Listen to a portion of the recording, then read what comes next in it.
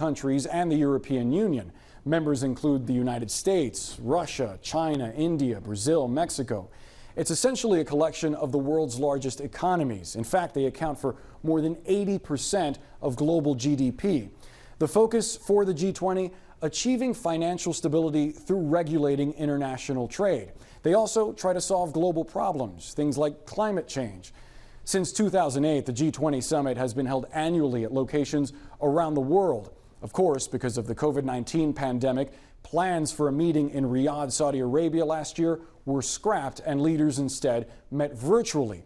Famously, former President Donald Trump took part in the opening ceremonies. He delivered a message to world leaders, and then he skipped out on a session about pandemic preparedness, instead opting to hit the links at one of his golf courses.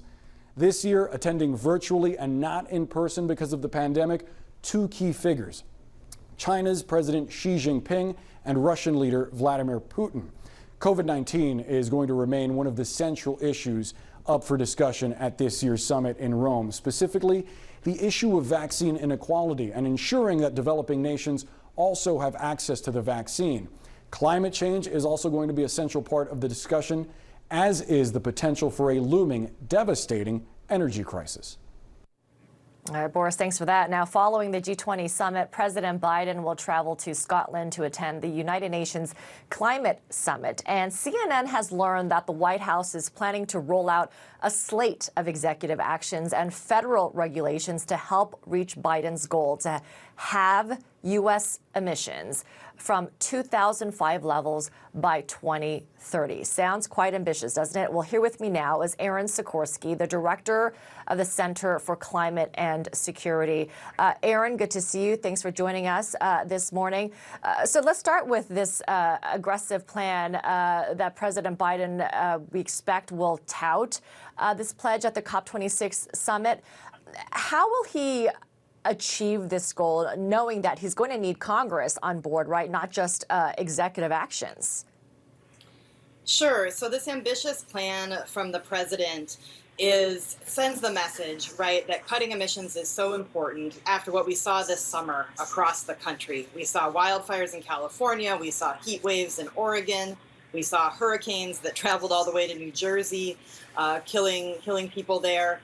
And therefore, cutting emissions is critical to our national security and keeping America safe. And so he's going to push for this from the White House. He's going to push Congress to do this. And he's going to go to Glasgow and encourage other countries to make commitments as well, because we can't do it alone, right? We need every country around the world to step up to keep people safe and make this summer not just a preview of what's to come in the future. Yeah, and what are the implications with China, president not being there? Sure. Ideally, you'd have everyone there around the table to negotiate. And it's absolutely critical for China to be involved because they're a huge emitter and they are shaping the landscape to come. And if they don't take action, it won't be good for the rest of the world. But look, I mean, you can still have the conversation, you can still move the ball forward, and really, as the scientists are warning, and as now security leaders are warning, there's no time to waste. Just last week, the U.S. actually released a series of new reports on climate security, highlighting the fact that China is trying to take advantage of many climate changes around the world to strengthen its position.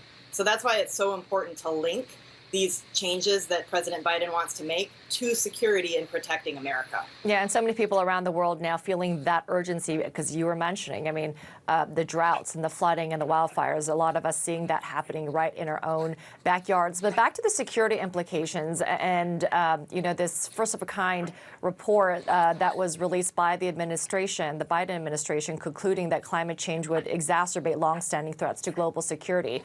Tell us more about this report and your thoughts on how this will, challenge our global security. Sure. So this report represents the consensus of all 18 intelligence agencies here in the U.S. It's the most significant report the IC puts out. And it named 11 different countries that were most at risk of insecurity due to climate change. And some of those countries are very close to the United States, down in Central America. where countries have faced hurricanes and food shortages due to drought that are pushing migration out of those countries.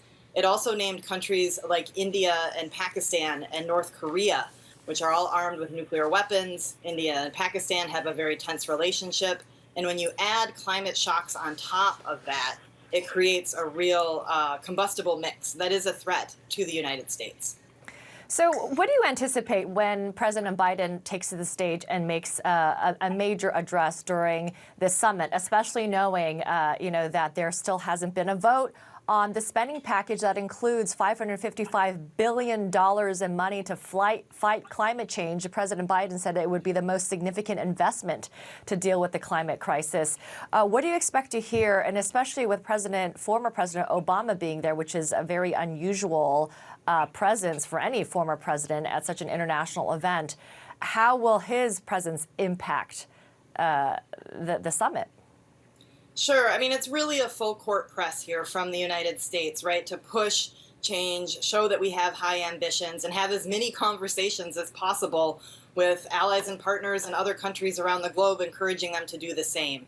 And showing that the U.S. is going to do its part, I think, is so critical, and that's why Congress has to act, right, to move forward on all these proposals so that we can put our money where our mouth is, as it were, and encourage then other countries to do the same. And I expect many conversations along those lines at Glasgow and then in the months to come afterwards.